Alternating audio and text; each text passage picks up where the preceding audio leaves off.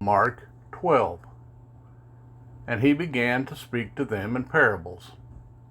A man planted a vineyard and put a hedge around it, and dug a vat for the winepress, and built a watchtower, and let it out to farmers, and went away.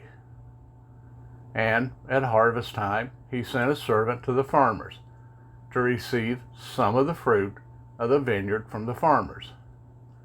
And they seized him and beat him, and sent him away empty-handed.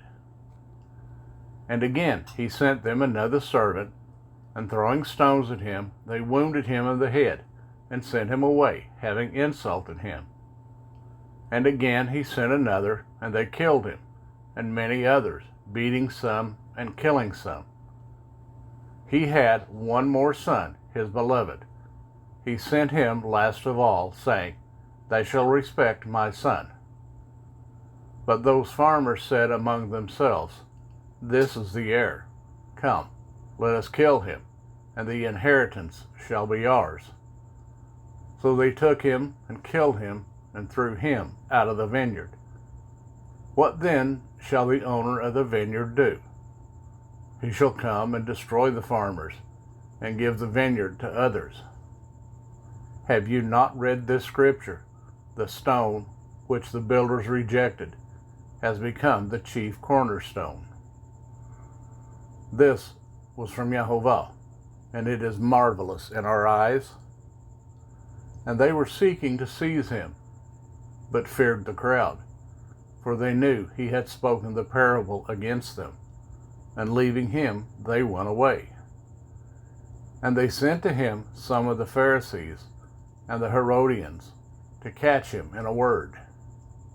And when they came, they said to him, Teacher, we know that you are true, and it does not concern you about anyone, for you are not partial to any, but teach the way of Elohim in truth. Is it right to pay taxes to Caesar or not? Should we pay or should we not pay? And he, knowing their hypocrisy, said to them, Why do you try me? Bring me a silver piece to look at. And they brought it. And he said to them, Whose likeness and inscription is this? And they said to him, Caesar's. So Yeshua said to them, Give to Caesar what is Caesar's, and to Elohim what is Elohim's. And they marveled at him. And Sadducees, who say there is no resurrection, came to him. And they asked him, saying, Teacher, Moshe wrote to us that if a brother of anyone dies, and leaves his wife behind, and leaves no children, his brother should take his wife, and raise up offspring for his brother. There were 7 brothers, and the first took a wife, and died, leaving no offspring. And the second took her, and he died, leaving behind no offspring. And the third likewise. And the 7 left no offspring. Last of all, the woman died too. In the resurrection then, when they rise, whose wife shall she be? For the 7 had her as wife. And Yeshua, answering, said to them, Is this not why you go astray? Because you do not know the Scriptures, nor the power of Elohim.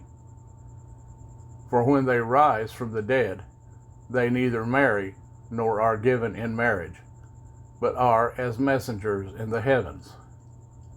And concerning the dead, they that rise, have you not read in the book of Moshe, at the bush, how Elohim spoke to him, saying, I am the Elohim of Abraham, and the Elohim of Yitzhak, and the Elohim of Jacob. He is not the Elohim of the dead, but the Elohim of the living. You, then, go greatly astray.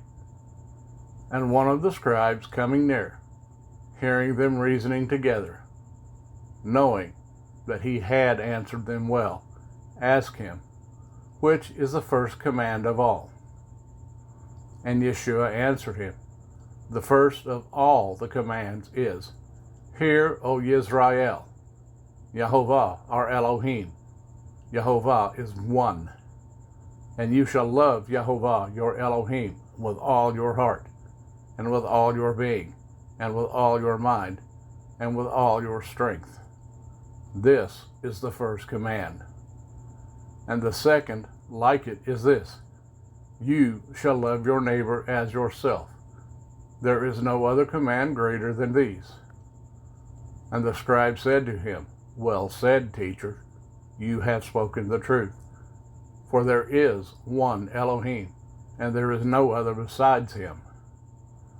And to love him with all the heart, and with all the understanding, and with all the being, and with all the strength, and to love one's neighbor as oneself, is more than all the burnt offerings and offerings. And when Yeshua saw that he answered wisely, he said to him, You are not far from the reign of Elohim. And after that, no one was bold enough to question him. And Yeshua, responding, said, while teaching in the set-apart place, How is it that the scribes say that the Messiah is the son of David? David himself said by the set-apart Spirit, Yehovah said to my master, Sit at my right hand until I make your enemies a footstool of your feet. David himself calls him Master. In what way, then, is he his son? And the large crowd heard him gladly. And in his teaching he was saying to them, Beware of the scribes, who like to walk around in long robes, and like greetings in the marketplaces, and the best seats in the congregations, and the best places at feasts, who are devouring widows' houses, and for a show make long prayers.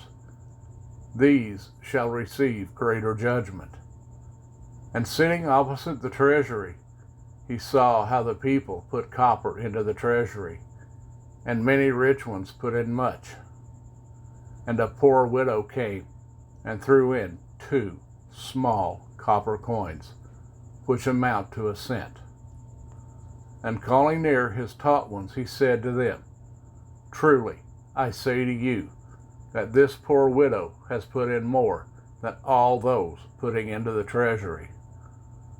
For they all put in out of their excess, but she, out of her poverty, put in all that she had, her entire livelihood.